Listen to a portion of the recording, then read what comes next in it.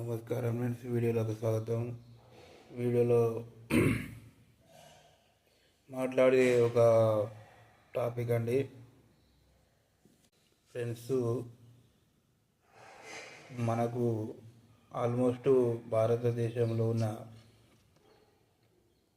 ప్రతి ఒక్క హిందూ భక్తులకు తిరుపతి ఏడుకొండల వెంకటేశ్వర స్వామి నార్త్ వాళ్ళు స్వామిని బాలాజీ అని పిలుచుకుంటూ విదేశాల నుండి దేశ విదేశాల నుండి అన్య మతస్థులు సైతం నిత్యం దర్శించుకుంటున్న ప్రపంచంలో అత్యంత గొప్ప ప్రతిష్టాత్మకమైన ఆధ్యాత్మికకు మెయిన్ అసలు తిరుపతి అంటే అక్కడ స్వామి అక్కడ ప్రత్యక్షంగా శిల రూపంలో ఈ అనంత ప్రకృతి మండలాన్ని కాపాడడానికి స్వామివారు నిల్చొనే ఈ అనంత విశ్వాన్ని పరిపాలిస్తున్న మహావిష్ణువు ప్రతిరూపమే మన వెంకటేశ్వర స్వామి అవతారం. కానీ ఆ స్వామి యొక్క పవరు చాలామందికి అర్థమైంది, తెలిసింది. అయినా కానీ ఆ స్వామి విషయంలో చాలామంది నోటికొచ్చినట్టు మాట్లాడుతున్నారు.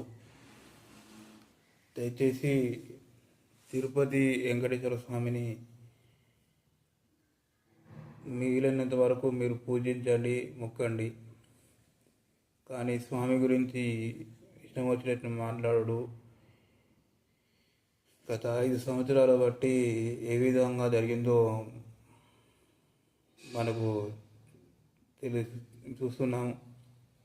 అవన్నీ మనకు మనసుకు ఒక హిందూ సోదరుడికి, హిందూ మిత్రుడికి మన మనసులోకి ఎంత బాధ అనిపించిందో. అసలు వెంకటేశ్వర స్వామి వారి యొక్క నామం తెలిస్తేనే మనం ఎంతో తరిసిపోతాము.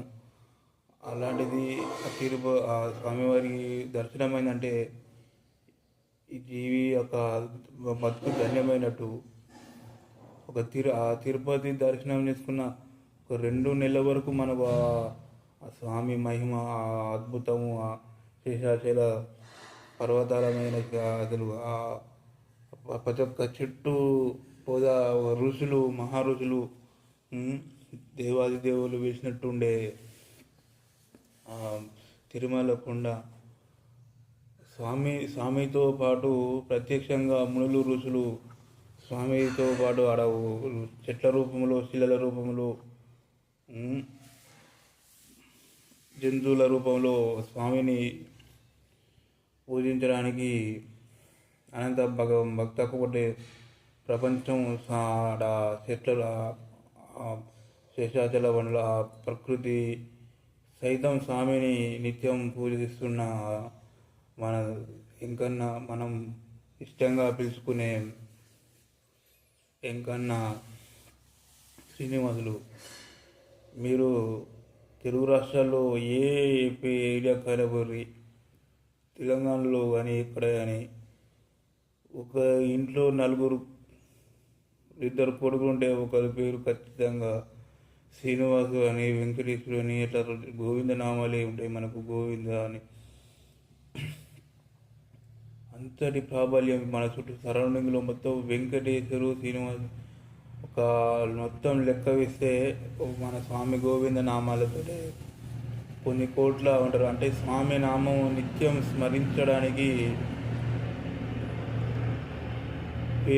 పేరు కూడా మనం పెట్టుకున్నాము. అంటే మన స్వామిని ఇంకా స్వామి పేరు మనం స్మరించి ఎంతో పుణ్యం పొందుతాం. అంటే స్వామిని ప్రత్యక్షంగా తిరుమలకు పోయి దర్శనం చేసుకోవాలంటే ఆ మహావిష్ణు మూర్తిని, ఆ మహానాయకుని, లోకనాయకుని పరిపాలించే నాయకుని మనం ప్రత్యక్షంగా ఆ స్వామి మన కోసం శిల వెలిసి మనను దీవిస్తూ ఆరాధిస్తూ వరాలు ఇస్తూ అన్నీ చేస్తున్నారు. కానీ స్వామిని నోటికొచ్చినట్టు మాట్లాడిన వాళ్ళకి ఏమైందో తెలుసు. ఒకటి హేళనగా అవమానకరంగా మాట్లాడుతున్నారు. ఖచ్చితంగా ఎదుర్కొంటారు. స్వామి స్వామిని మనం మన భక్తుల యొక్క కాపాడడమే స్వామికి ఎరుగా. భక్తులు క్షోభపడితే బాధపడితే ఆ బాధ పెట్టిన ఒక వ్యక్తులను ఖచ్చితంగా స్వామి తెలుసు. తన భక్తులను ఇబ్బంది పెడితే స్వామి ఎలా అవుతాడో మనం చూసినాము. ఆ స్వామి అవతారాలు అవన్నీ మన మన తెలుగు రాష్ట్రాల్లోనే ఉన్నాయి ఆధారాలు. స్వామి కరెక్టు కన్ను దృష్టి పెడితే ఈ భూమండలం ఒక సెకండ్ కాదు అది. ఎందుకంటే స్వామి సృష్టి ధర్మం యుగ ధర్మం పాటిస్తుడు కాబట్టి ఉన్నది. లేకపోతే మనలాంటి నరమానవులు స్వామికి ఒక చీమ వాంటి కాదు. కానీ స్వామి మనకు ఎంతో మీరు అంతగానో స్వామిని ఇష్టం వచ్చినట్టు మాట్లాడిన ఏం చేసినా కానీ మీకు సిరి సంపదలు ఇచ్చారు, రాజ్యాధికారాలు ఇచ్చారు.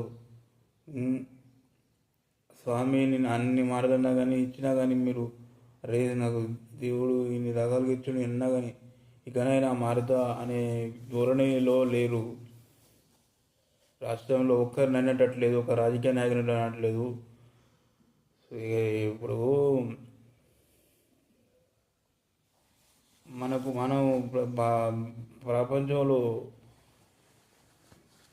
ఒక హిందూ మతమే అయిపోయింది. కానీ అందులో హిందువులు అనే అనే ముచ్చట కాకుంటే మనం ఈ మన ఋషులు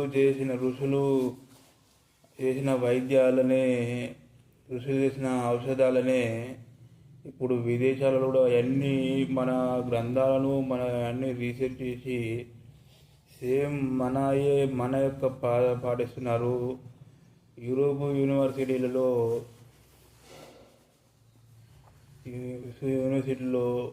సంస్కృతం మన దేశంలో ఉన్న అన్ని విద్యలు నేర్పబడుతున్నాయి. కానీ మన దేశంలో ఇలాంటి వస్తుంది. ఒక మంచి ప్రపంచ స్థాయి పరిశోధన కేంద్రం ముందు ఆఫీస్ ముందు ఆ స్వామి నటరాజ స్వామి యొక్క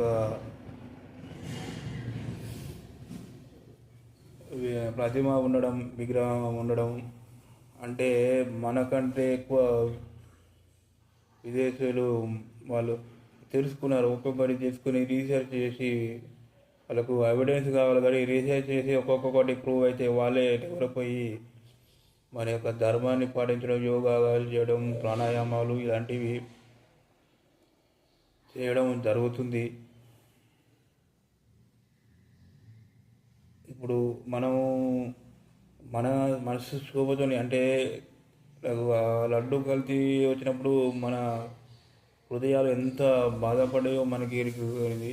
స్వామిని ఇష్టం వచ్చినప్పుడు మాట్లాడినప్పుడు మనకి ఎంత అయినా మనం ఒప్పుతున్నాం అంటే అదొక మన హిందూ అనే వాళ్ళకు అంత సహనం ఉంటుంది.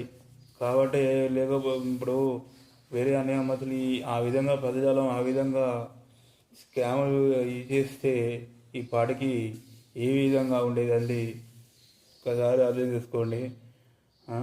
ప్రపంచాన్ని మనం ఇంత జరిగినా కానీ మన సంస్కృతి ఏమంటుంది, అతిథి దేవోభవ, వాళ్ళు గెస్ట్గా వచ్చారు గౌరవించమంటుంది. అంటే మనం మన ఎప్పటికీ ధర్మం తప్పలేదు. కాబట్టి మనం అందరినీ స్నేహభావంగా ప్రతి ఒక్కరిని తీసుకోవడం జరిగింది.